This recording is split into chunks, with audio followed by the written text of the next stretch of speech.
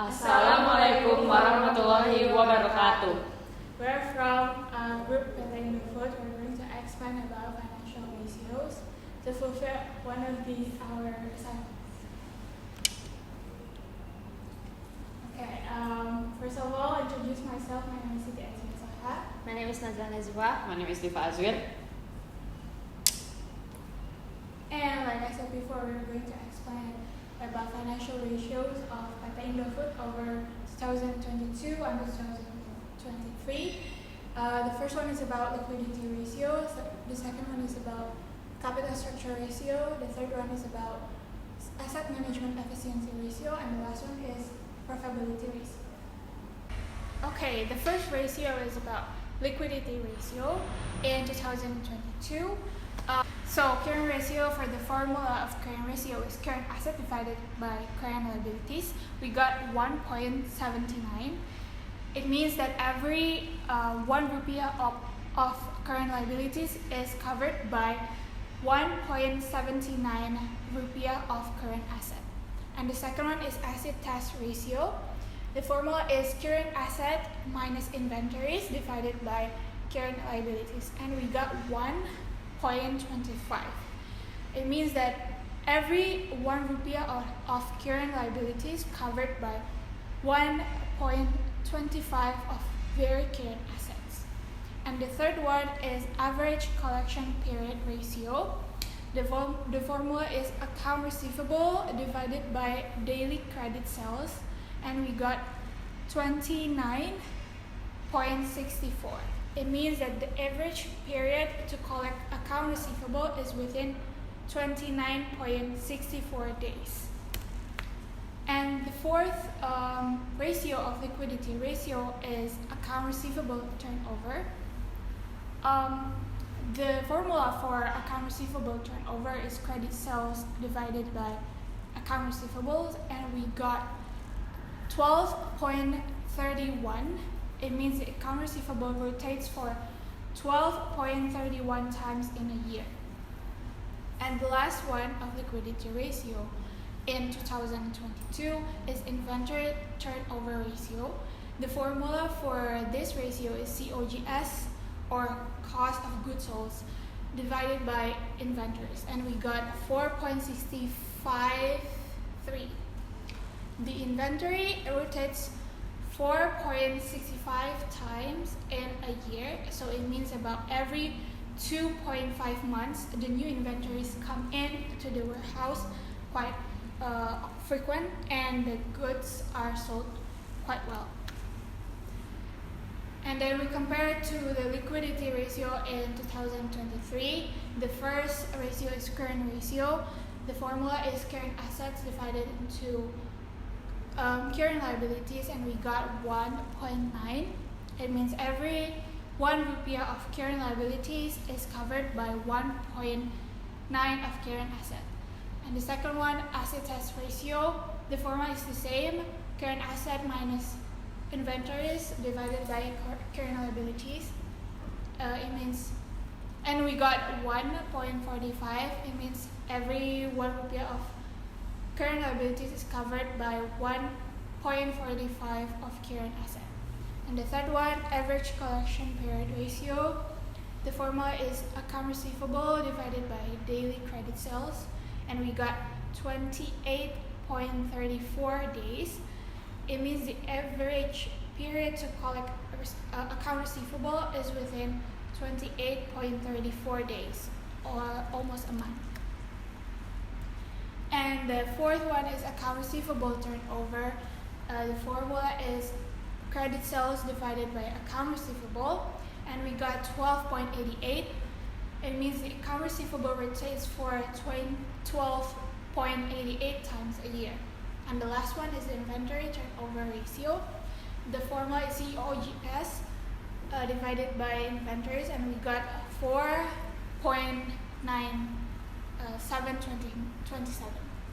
It means the inventory rotates for about 4.97 times in a year. So it means about every 2.4 months the new inventories come into the warehouse quite frequent, and goods are sold quite well. So here's the comparative trend analysis of liquidity ratio over 2022 and 2023. The first one is current ratio.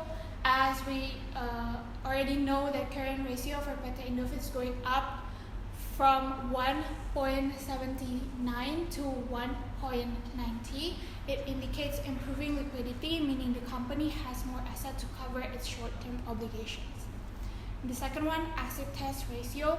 As we already know, also the asset test ratio for PT Indofood is going up from 1.25 to 1.45. It suggests stronger liquidity without relying on inventory sales, indicating the company can make short-term obligation with readily their current assets. And the third one is average collection period.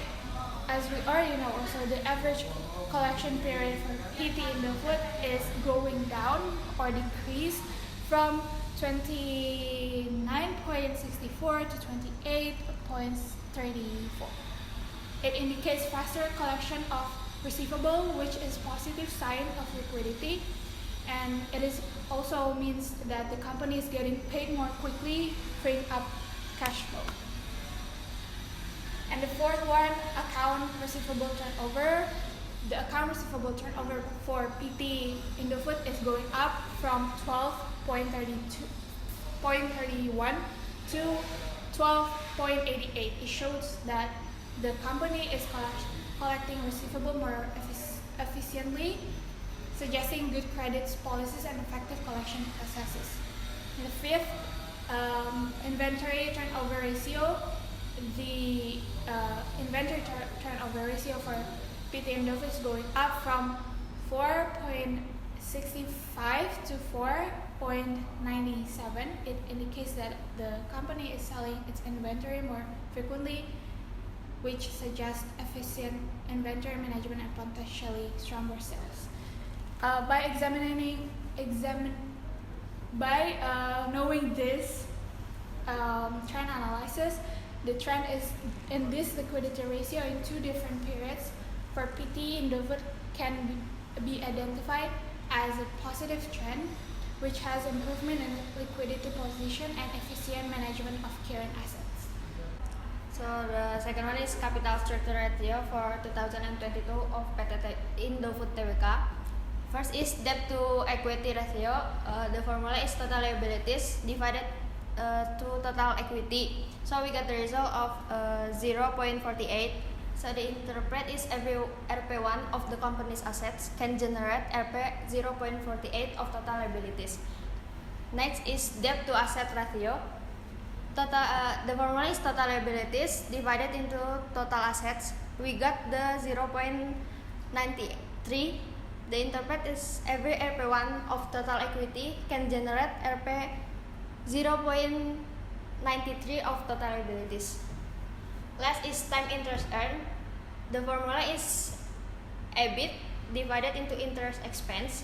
We got the result is 1.54. The interpret is every Rp1 of interest expense can generate Rp 1054 of EBIT. Next is for 2023. First is debt to equity ratio. The formula is total liabilities divided into total equity. We got the result as 0.46. The interpret every Rp1 of the company's assets can generate Rp 0.46 of total liabilities. Next is debt to asset ratio.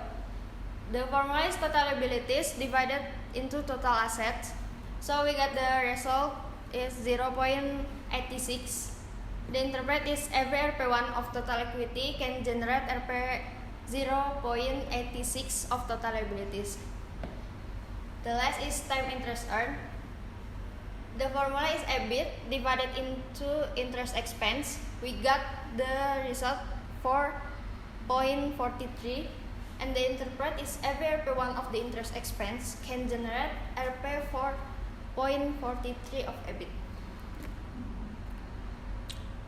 So the comparative trend analysis is between debt ratio in 2022 until 2023, there's a decline. 2023 is lower than 2022. This is good for the debt ratio, the lower the better. Next is time interest earned in 2022 and 2023 is increased. 2023 is higher than 2022. This is good because the higher the better. Next is asset management efficiency ratios for 2022 in PT Indofood Tbk. First is total asset turnover. The formula is sales divided into total assets. We got 0.61, and the interpret is every Rp1 of the company's assets can generate sales of Rp 0.61. Next is fixed asset turnover. The formula is sales divided into next fixed assets. We got the result as 2.33. The interpret is every Rp1 of the company's fixed assets can generate of Rp 2.33. For 2023 is total asset turnover. The formula is sales divided into total assets.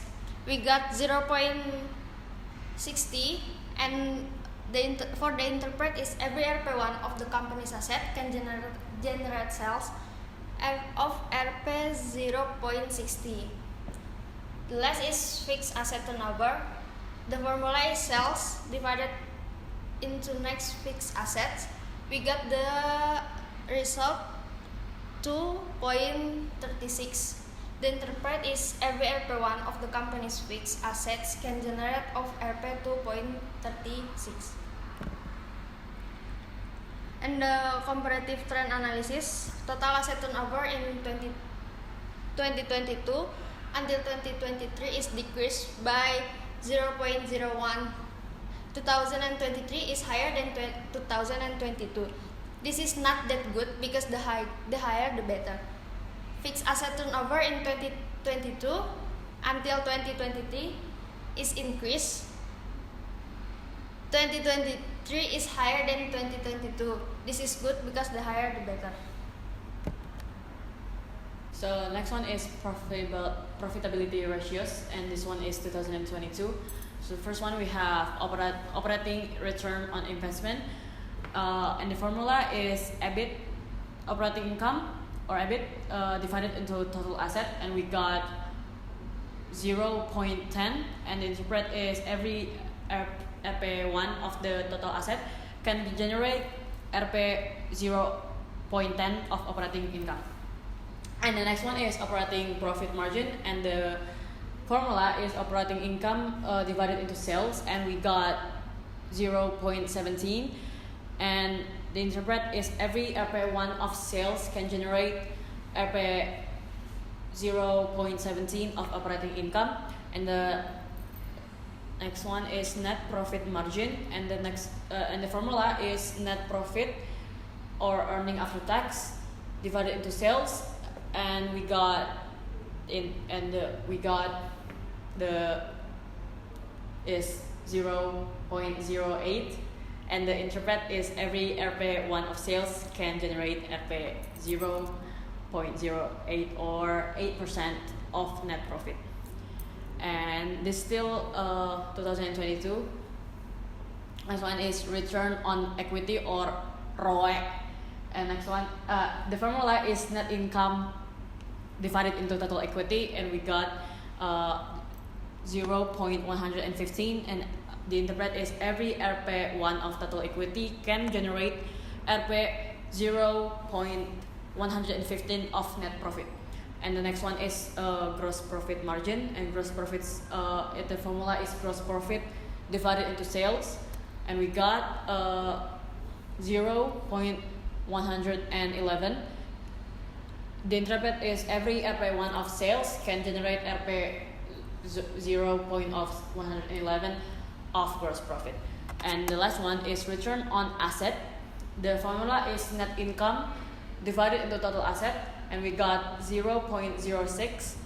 and the interpret is every Rp1 of total asset can generate Rp 0.06 of net income. And the next one is the 2023 one. We have the same one as 2022, which is operating return on investment. The formula is still the same, so we got 0.10, and the interpret is every Rp1 of the asset of total asset can generate Rp 0.10 of operating income. And then next one is operating profit margin, still with the same formula as 2022, is operating income divided into sales, which is we got 0.18, and the interpret is every Rp1 of sales can generate Rp 0.18 of operating income. And the next one is net profit margin. The formula is net profit earning after tax divided into sales, and we got 0.102, and the interpret is every Rp1 of sales can generate Rp 0.1 or 10% of net profit. And it's still the 2023 one. We got return on equity, and the formula is net income divided into total equity, and we got 0 and 107, and the interpret is every Rp1 of total equity can generate Rp 0 107 of net profit. And next one is gross profit margin. The formula is gross profit divided into sales, and we got 0.14, and the interpret is every Rp1 of sales can generate Rp 0.14 of gross profit. And the last one is return on assets, and the formula is net income divided into total asset, and we got 0.06, and so the interpret is every Rp1 of asset can generate Rp 0.06 of net income. So the comparative trend analysis is the first one, operating return on investment in 2022 till 2023 is stable. 2023 is equal to 2022. This is still good for the operating return on investment because the higher is the better. The second one is operating profit margin in 2022 and 2023 is increased. 2023 is higher than 2022. This is good because the higher the better. The third one is the net profit margin in 2022 until 2023 is stable. 2023 is higher than 2022. This is fine because the higher the better. Next one is still comparative trend analysis. The first one is return on equity in 2022 until 2023 is decreased by 0.08. 2003 is lower than 2002. This is not good because the higher the better. The second one is gross profit margin in 2022 until 2023 is increased. 2023 is higher than 2022. This is good because the higher the better. And the third one is return on asset in 2022 until 2023 is increased. 2023 is higher than 2022. This is good because the higher the better. So that is all from our group. Thank you for the attention. Wassalamualaikum warahmatullahi wabarakatuh.